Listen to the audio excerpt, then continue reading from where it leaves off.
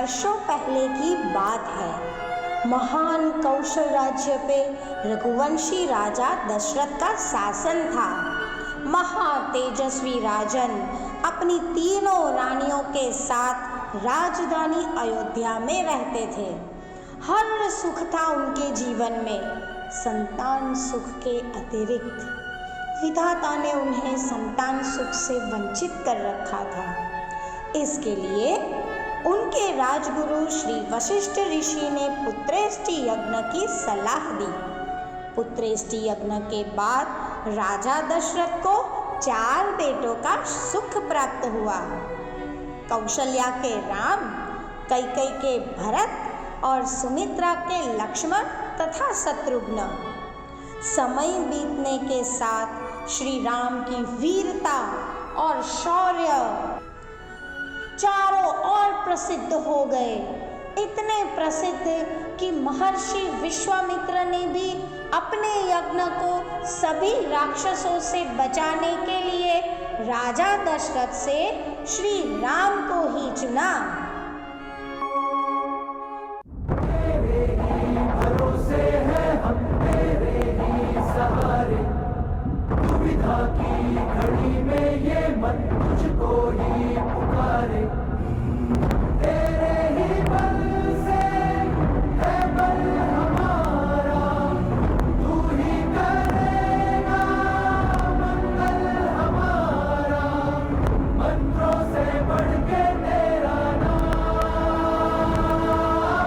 जय श्री राम, जय श्री राम, जय श्री राम राजा राम। जय श्री राम, जय श्री राम, जय श्री राम राजा राम। जय श्री राम, जय श्री राम, जय श्री राम राजा राम। इसके बाद महर्षि वशिष्ठ श्री राम तथा लक्ष्मण को मिथिला नगरी ले गए। वहां पे राजा जनक ने पुत्री सीता के स्वयंवर का आयोजन किया था। स्वयंवर का लक्ष्य था महादेव के विराट धनुष की सिर्फ प्रत्यंचा चढ़ाना। बड़े बड़े महारथी धनुष को हिला भी नहीं पाए, मगर श्री राम ने तो धनुष को न केवल एक ही हाथ से उठा लिया, बल्कि प्रत्यंचा चढ़ाते हुए धनुष तोड़ भी दिया और इसके साथ ही सीता का हृदय भी जीत लिया।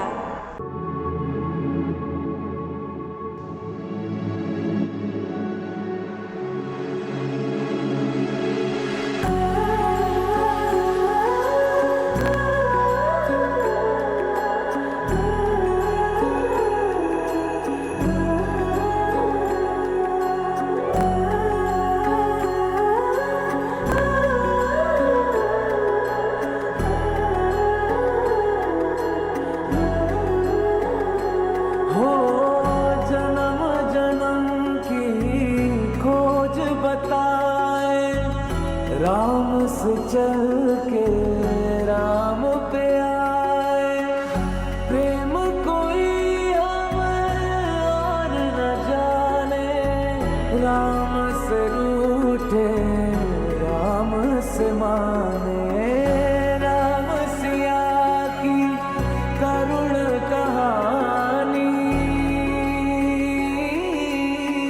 एक है चंदन एक है पानी। राम सिया राम जय जय राम। राम सिया राम जय जय राम। राम सिया राम जय जय राम।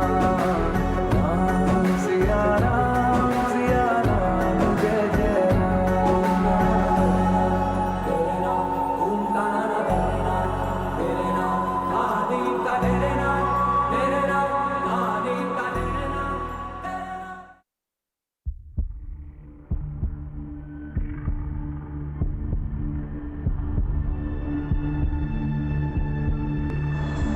सारे अयोध्या में प्रसन्नता और खुशहाली छा गई। श्री राम को राजा के रूप में सभी देखने लगे।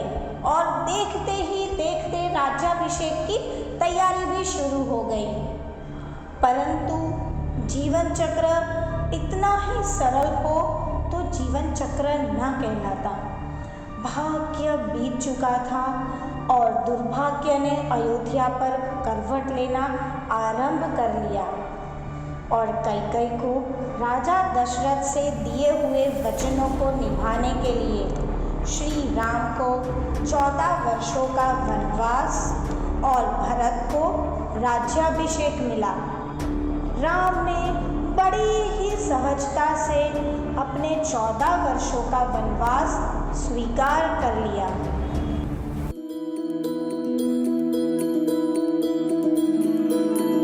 रघुकुल रीत सदा चली आई, प्राण जाए पर वचन न जाए।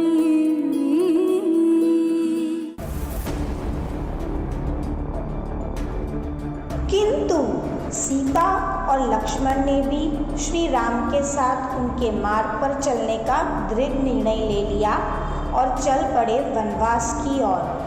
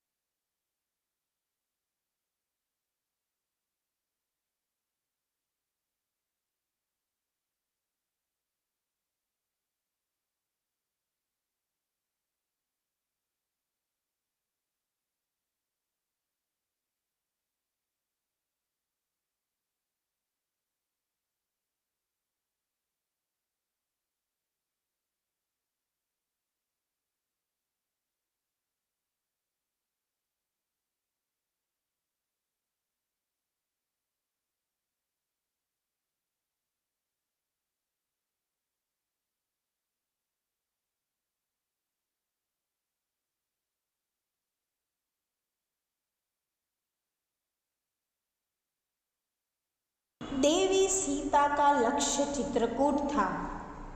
चित्रकूट के मनोरम्य वातावरण में वे तीनों अयोध्या का दुख मानो भूल ही गए थे। लेकिन दुर्भाग्य अभी भी अयोध्या में ही मंडरा रहा था कि राजा दशरथ ने श्री राम के वियोग में अपने प्राण त्याग दिए। उसके बाद हर घटना तीव्र गति से घटती गई, दुष्टों का नाश करते हुए और जन साधारण को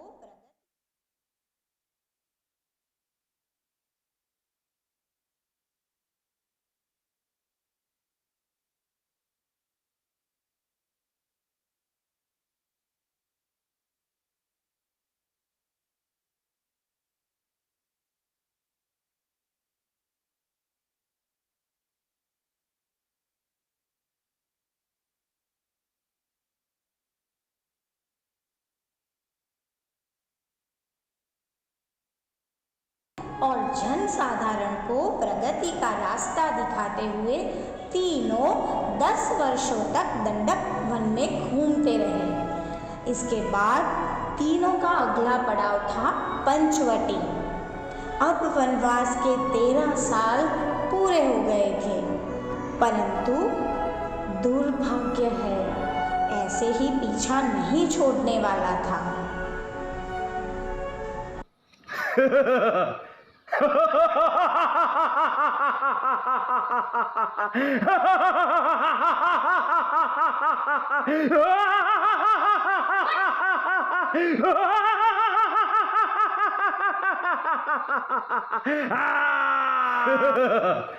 स्वामी लक्ष्मण, स्वामी लक्ष्मण, कहाँ हो आप? दुष्ट रावण देवी सीता का हरण करके दक्षिण दिशा की ओर चला गया, परंतु उसके मार्ग पर बहुत बड़ी रुकावट थी। गिद्धराज राजा जटायु। जटायु ने अपने प्राणों की चिंता छोड़ देवी सीता को बचाने के लिए रावण से लड़ पड़े और देखते ही देखते रावण ने जटायु की एक पंख काट दी। घायल होके जटायु जमीन पे गिर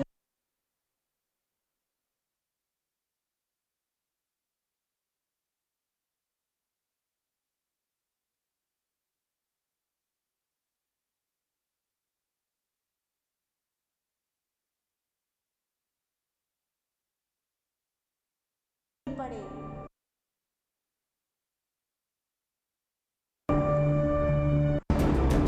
राम और लक्ष्मण के वापस आते ही सीता को खोजा गया। सीते, सीते, भाभी, भाभी, सीते, भाभी। किंतु वे कहाँ मिलने वाली थी। दोनों भाई निकल पड़ते हैं सीता की खोज में और मार्ग में गंभीर रूप से घायल जटायु से मिलते हैं और पता चलता है कि दक्षिण की ओर जाना है।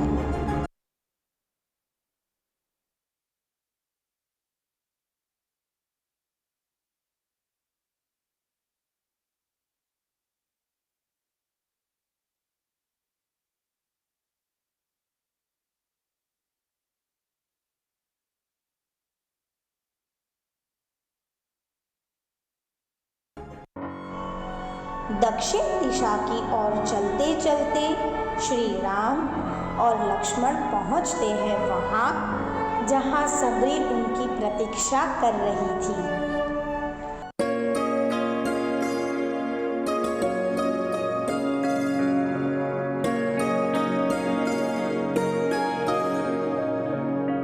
मेरी झोपड़ी के भाग आज खुल जाएंगे, राम आएंगे। मेरी झोपड़ी के भाग आज खुल जाएंगे, राम आएंगे। राम आएंगे, आएंगे, राम आएंगे। राम आएंगे, आएंगे, राम आएंगे। मेरी झोपड़ी के भाग आज खुल जाएंगे, राम आएंगे। मेरी झोपड़ी के भाग आज खुल जाएंगे, राम आएंगे।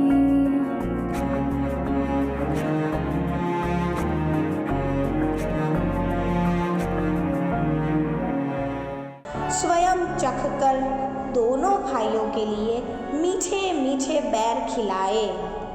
बड़ी ही भक्त थी वो श्री राम की।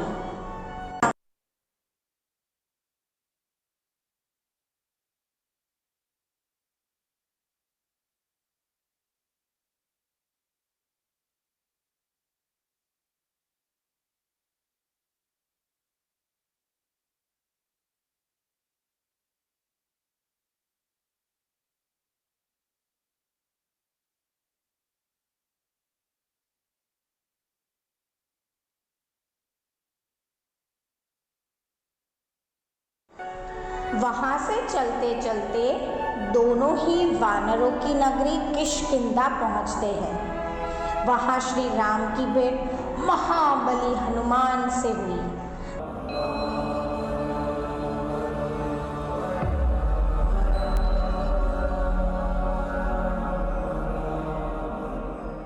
साथ ही साथ में सुग्रीव और जामवंत से भी परिचय हुआ और श्री राम और लक्ष्मण सहायता मांगते हुए सीता की पूरी कहानी सुनाई। महाबली हनुमान ने सीता माँ को खोजने का बीड़ा उठाया और जामवंत ने हनुमान को उनकी असीम शक्ति और सामर्थ्य का परिचय करवाते हुए स्मरण करवाया।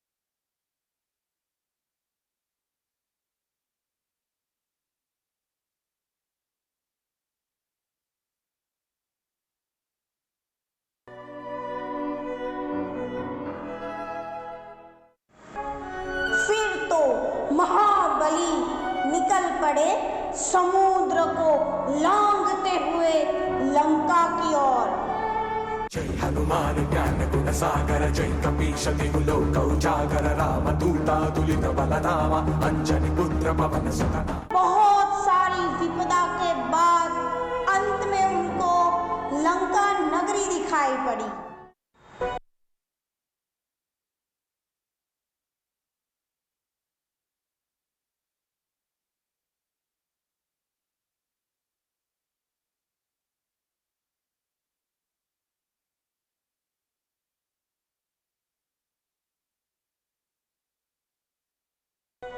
अब आखिर में सीता माँ को खोज ही लिया।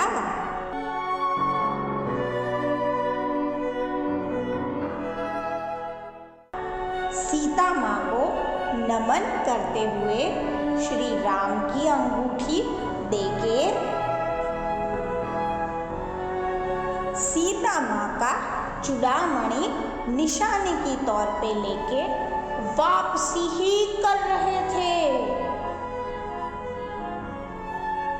कि रावण ने पकड़ लिया। बस अब तो कुछ मजेदार ही होना था। शौर्य से भरे हनुमान जी ने अपनी ही पूंछ से पूरी लंका जला दी।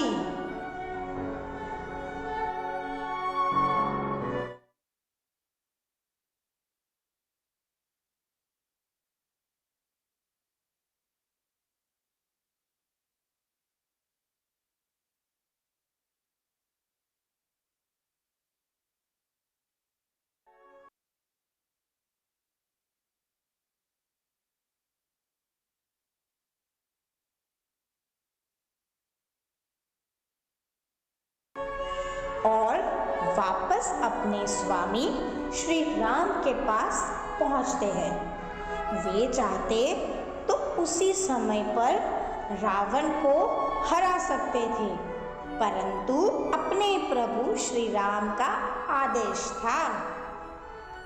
राम, लक्ष्मण, हनुमान, सुग्रीव, जांबवंत और उनकी सेना के साथ लंका की ओर चढ़ाई का पूरा बंदोबस्त हो गया था, परंतु एक बहुत बड़ी विपदा थी समुद्र को पार करने की।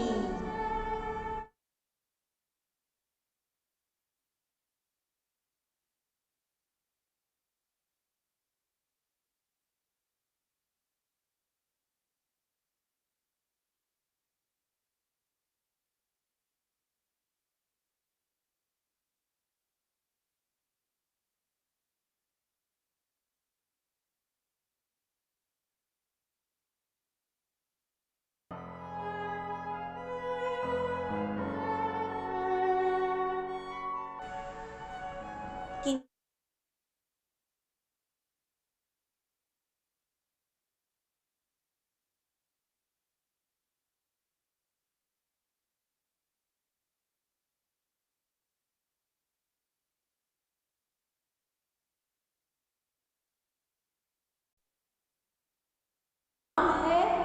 वहाँ सारी समस्या का निदान है। इसके चलते समुद्र पे राम नाम के पत्थरों से राम सेतु का निर्माण किया गया। जय श्री राम, जय श्री राम, जय श्री राम, जय श्री राम। और पूरी श्री राम की सेना निकल पड़ी लंका की ओर।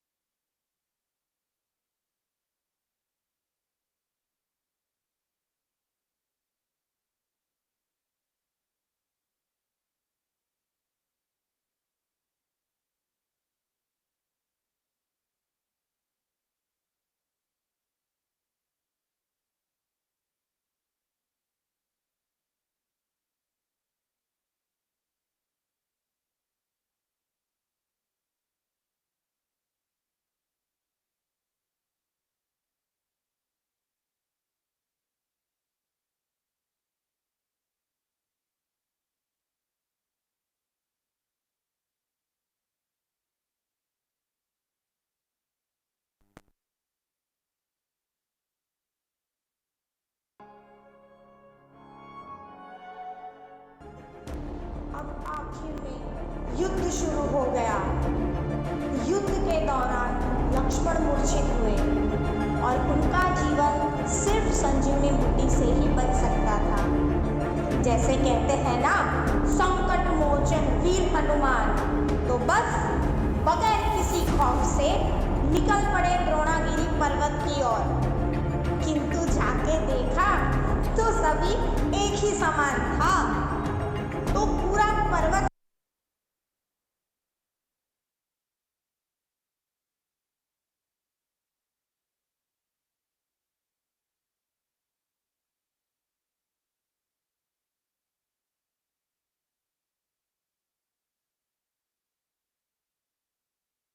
उठा के ले आए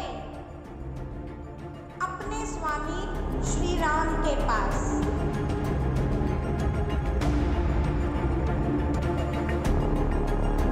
दुष्ट रावण के पापों का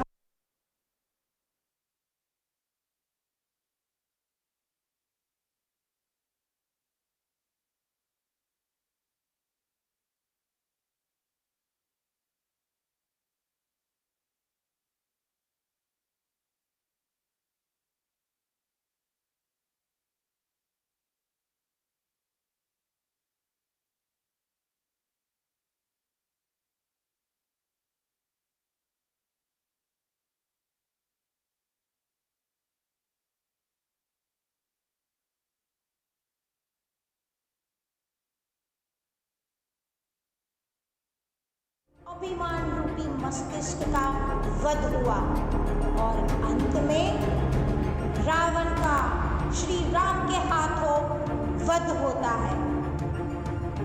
श्री राम के विजय के रूप में हम इसे विजयादशमी भी कहते हैं। आखिर में अहंकार, क्रोध, क्रूरता का नाश होता है और शौर्य, वीरता, शक्ति की स्थापना होती है। सीता माँ को रावण की दुष्टता से बचाते, रावण का वध करके और 14 वर्षों का वनवास पूरा करके माता सीता, श्री राम और लक्ष्मण अयोध्या लौटते हैं। मानो जैसे अयोध्या में दियों का उत्सव मनाया जा रहा हो। पूरी अयोध्या को दुल्हन की तरह सजाया गया है। हर तरफ हर्षोल्लास है। वातावरण में प्रफुल्लितता फैली हुई है।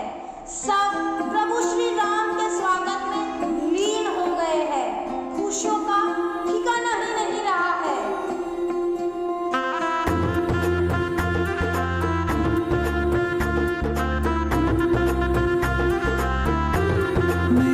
चौखट पे चल के आज चारों धाम